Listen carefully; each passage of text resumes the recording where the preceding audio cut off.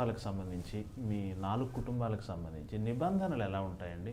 అంటే మీరు మామూలు జనంలాగా సమాజంలో సంచరించడానికి కొన్ని కొన్ని నిబంధనలు ఉన్నాయి, అందరిలాగా మీరు జనంలో కలవలేరు అటువంటివి అంటారు కదా, అవి అంటే మీ వ్యక్తిగత స్వేచ్ఛ ఎంతవరకు ఉంది?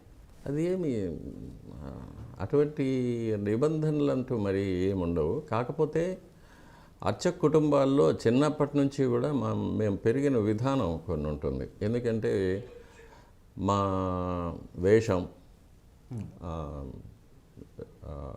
కట్టు బొట్టు జుట్టు, ఇవి, తర్వాత మా ఆహారం, మేము వాడే భాష, మా స్నేహిత వర్గం, ఇవన్నీ కూడా చిన్నప్పటి నుంచే కూడా పెద్దవాళ్ళు గైడ్ చేస్తుంటారు. దాని ప్రకారంగానే అలవాటు పడిపోతాం. కాబట్టి బయటకు వచ్చినప్పుడు మామూలుగా అంటే వ్యక్తిగతంగా నేను యూనివర్సిటీలో ఉండి అలవాటైంది కాబట్టి ఎవరితోనైనా కలిసిపోగలను, ఏ భాష అయినా మాట్లాడగలను, ఏ సబ్జెక్ట్ మీదైనా నేను చిట్ చాట్ చేయగలను. కాబట్టి నాకు ఎటువంటి రిస్ట్రిక్షన్స్ ఉండదు. కాకపోతే నన్ను గుర్తుపట్టిన వాళ్ళు దగ్గరకు వచ్చి పలకరిస్తూ ఉంటారు ఎక్కడికైనా వెళ్ళినప్పుడు.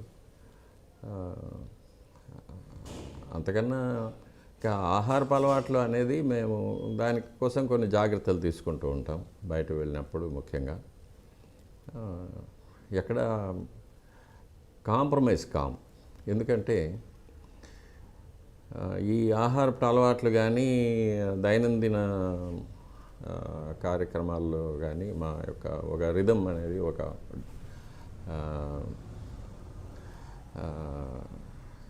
ప్రోగ్రామ్స్ అనేది వృత్తిపరంగానే డిసైడ్ అయి ఉంటాయి. కాబట్టి దాని ప్రకారమే గుళ్ళో ఉన్నా కానీ బయట ఉన్నా కానీ దాని ప్రకారమే వేకువజామున లేవడం, ఆరాధన, అది అనుష్ఠానం చేసుకోవడం, ఇవన్నీ కూడా ఉంటాయి.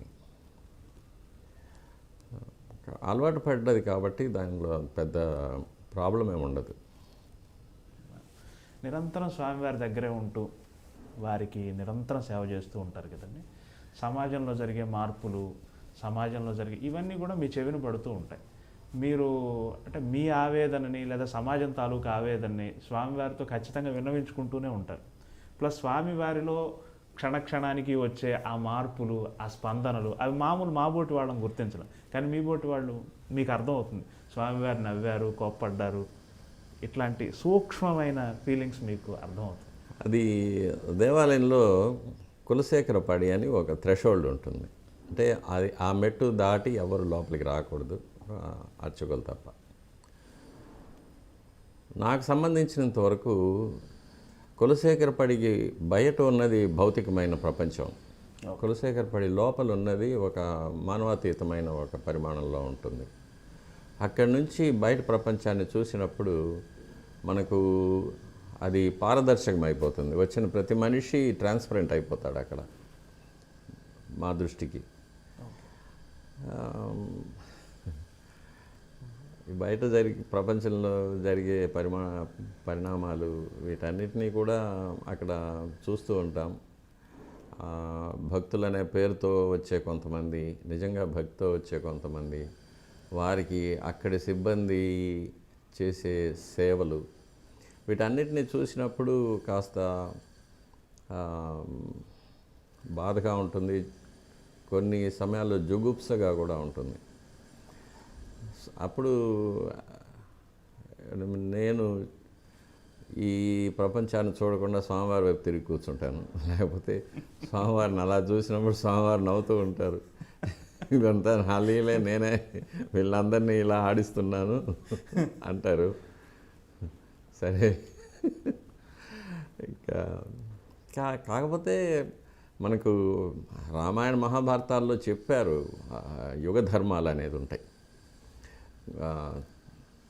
కృతయుగంలో 4 పాదాల ధర్మం నడిచిందని, తర్వాత 3 పాదాలు, తర్వాత 2 పాదాలు, కలియుగంలో 1 పాదం.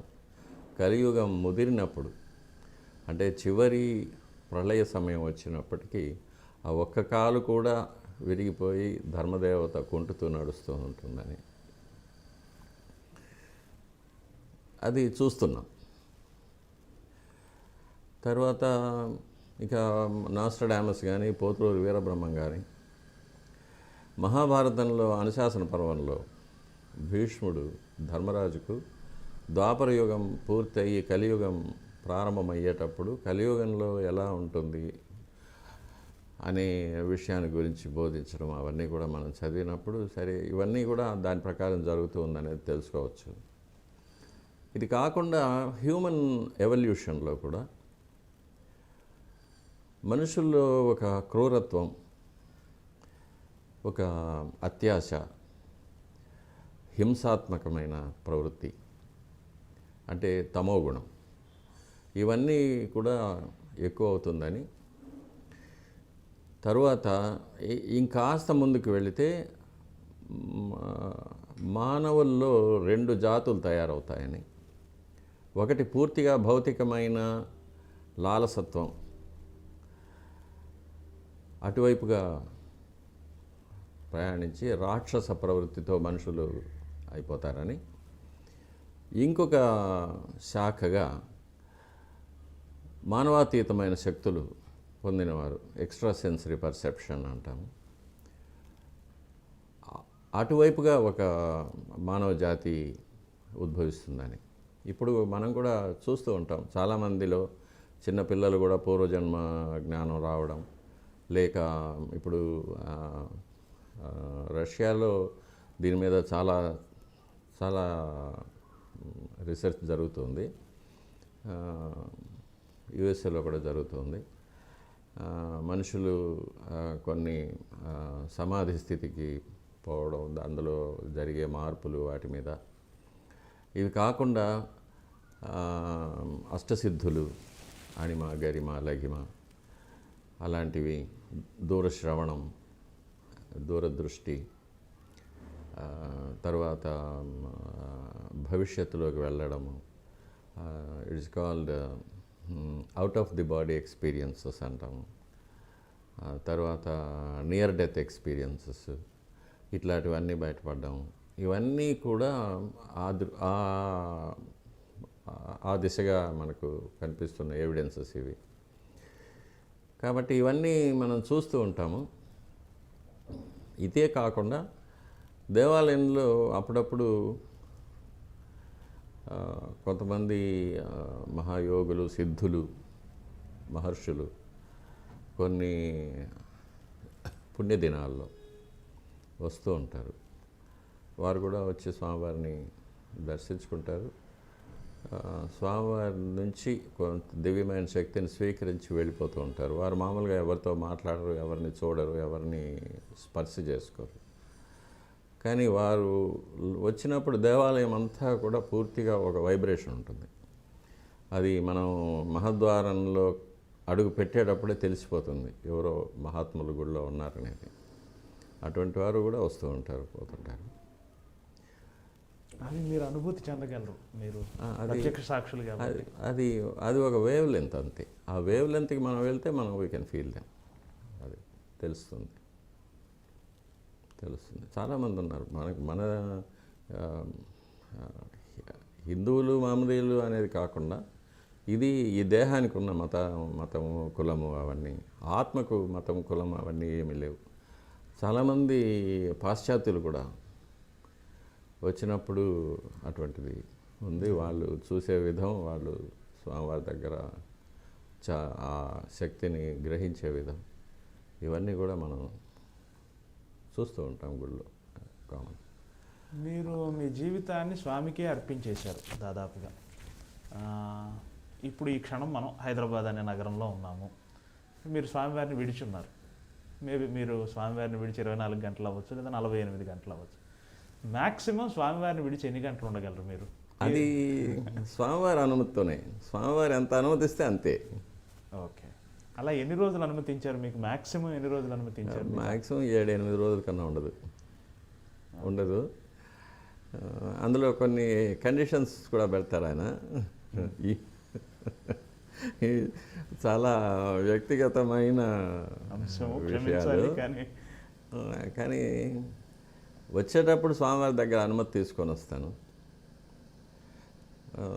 వెళ్ళే పని త్వరగా పూర్తి చేసి మళ్ళీ నీ దగ్గరికి తీసుకో అని ప్రార్థన చేసి వస్తాను. వెళ్ళరా అంటారు.